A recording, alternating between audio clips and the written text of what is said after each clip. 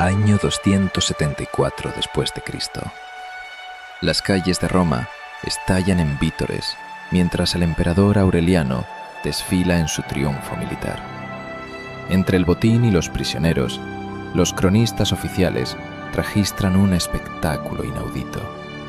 Una mujer, la reina de Palmira, desfila cargada con pesadas cadenas de oro, derrotada y humillada. La historia oficial decretó que allí terminó su amenaza. Pero, ¿y si todo lo que nos contaron fue una elaborada mentira para salvar el orgullo del imperio más letal del mundo? En un siglo donde el poder solo se medía en acero y testosterona, una sola mujer demostró que el liderazgo militar y político no entendía de géneros. Esta no es solo la historia de una reina caída. Es la crónica de una estratega brillante que estuvo a un paso de partir el Imperio Romano en dos y cuyo linaje secreto continuó conspirando en las sombras para destruirlo desde dentro. Para entender cómo comenzó este desafío, debemos viajar a Palmira, una espectacular ciudad oasis en mitad del desierto sirio.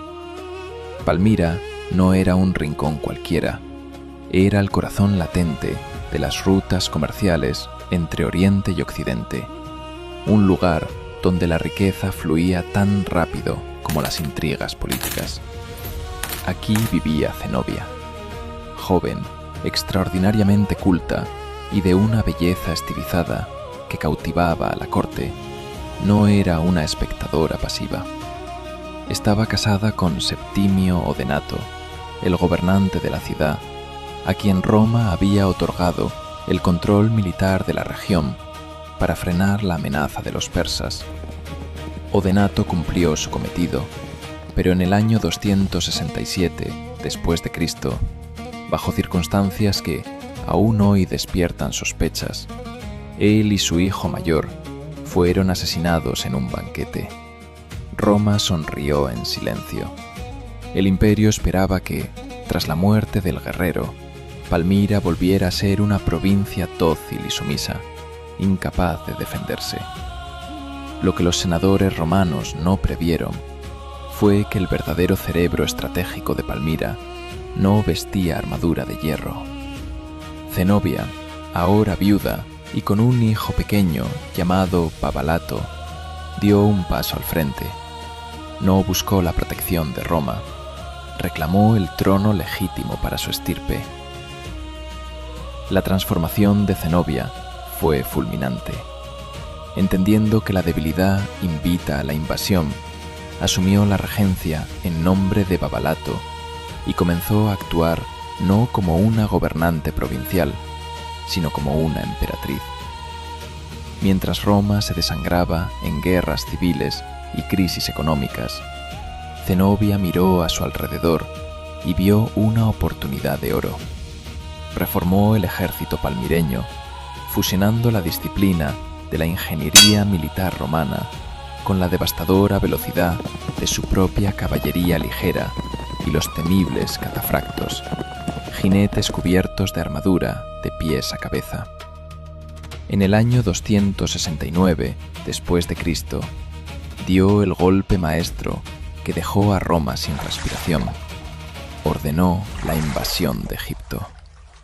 En cuestión de meses, sus tropas marcharon sobre Alejandría, decapitaron la resistencia romana y tomaron el control total del granero del imperio. Al cortar el suministro de trigo que alimentaba a la plebe de Roma, Zenobia no solo conquistó territorio, tomó al imperio como rehén. Pronto, sus dominios se extendieron por toda Anatolia y el Levante. El mapa del mundo conocido había cambiado. Ya no existía un solo imperio. En el este, un nuevo poder de seda y oro reclamaba su lugar legítimo. Pero la verdadera genialidad de Zenobia, aquello que la hacía verdaderamente peligrosa para la mentalidad totalitaria de Roma, no era solo su capacidad para conquistar tierras con la espada. Zenobia se transformó en el símbolo eterno de los líderes que eligen financiar la filosofía, el arte y el crecimiento cultural por encima de la brutalidad militar de las armas. Convirtió a Palmira en una capital del intelecto. Atrajo a su corte a las mentes más brillantes de la época, como el célebre filósofo neoplatónico Longino, quien se convirtió en su principal consejero político. Bajo su mando, Palmira floreció como un crisol de tolerancia absoluta. Cristianos, judíos y paganos debatían y comerciaban bajo las mismas leyes, protegidos por una soberana que hablaba con fluidez egipcio, griego, latín y siríaco. Con esto, ella demostró que un imperio verdaderamente inmortal no se construye conquistando tierras con sangre y acero, sino sembrando ideas, arte y conocimiento en el alma de su pueblo. Era un bofetón cultural que el orgullo romano no podía tolerar.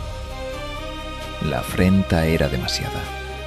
En el año 270 después de Cristo, ascendió al trono de Roma un hombre de una naturaleza tan implacable como el hierro, el emperador Aureliano. Sabía que si no destruía a la reina de Oriente, el imperio romano se colapsaría. Aureliano marchó hacia el este con las legiones más veteranas del Rin y el Danubio. El choque de estos dos titanes de la historia fue brutal. Zenobia desplegó su genialidad en las batallas de Imae y Emesa, utilizando el calor abrasador del desierto y la velocidad de su caballería para desgastar a los romanos. Sin embargo, Aureliano demostró ser un estratega formidable. Estudió los movimientos de Zenobia, engañó a los catafractos para que cargaran en terrenos desfavorables y tras romper las líneas defensivas, puso sitio a la mismísima Palmira. Los bucles del destino comenzaron a cerrarse. La ciudad oasis, que había florecido gracias al comercio, se vio asfixiada. Cortados los suministros y con el hambre devorando a su pueblo, Zenobia intentó una última y desesperada huida hacia el este en un camello veloz, buscando una alianza con el imperio sasánida. Pero el destino fue esquivo. Justo antes de cruzar el río Éufrates, una patrulla de caballería romana la alcanzó. La reina de Oriente estaba capturada. Aquí es donde la historia oficial escrita por Roma se fragmenta y revela su verdadera debilidad. Roma afirmó que Zenobia aceptó su derrota, que desfiló sumisamente y que pasó el resto de sus días en una cómoda villa en Tívoli, convirtiéndose en una matrona romana más. Una narrativa perfecta para convencer al mundo de que Roma siempre gana y pacifica a sus enemigos.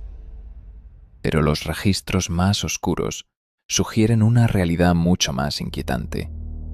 Zenobia jamás se doblegó. Su rendición fue una maniobra geopolítica calculada para salvar la vida de su hijo y heredero, Babalato. Mientras el emperador celebraba, el linaje secreto de la reina continuó conspirando en las sombras para destruir el imperio desde dentro. Mezclados con la aristocracia patricia, gracias a alianzas matrimoniales invisibles y riquezas ocultas que las legiones nunca pudieron confiscar, los descendientes de Zenobia se convirtieron en el cáncer silencioso de la política romana. Financiaron revueltas senatoriales, apoyaron a usurpadores y debilitaron las estructuras del imperio durante generaciones. La viuda que un día desafió a las legiones logró su mayor transformación al convertirse en un mito eterno de la resistencia. Siglos después de que las arenas del desierto sepultaran las murallas de Palmira, el nombre de Zenobia sigue resonando con la misma fuerza. Las legiones de Aureliano se deshicieron en el polvo de la historia y los césares quedaron reducidos a nombres en trozos de mármol roto. Los imperios que basan su existencia en la brutalidad de las armas terminan convertidos en ruinas arqueológicas. Pero aquellos líderes que eligen sembrar cultura, proteger el pensamiento y desafiar la opresión de su tiempo, se transforman en piedra incorruptible. Descubre más historias olvidadas de la historia. Suscríbete y acompáñanos en este viaje a través de los siglos.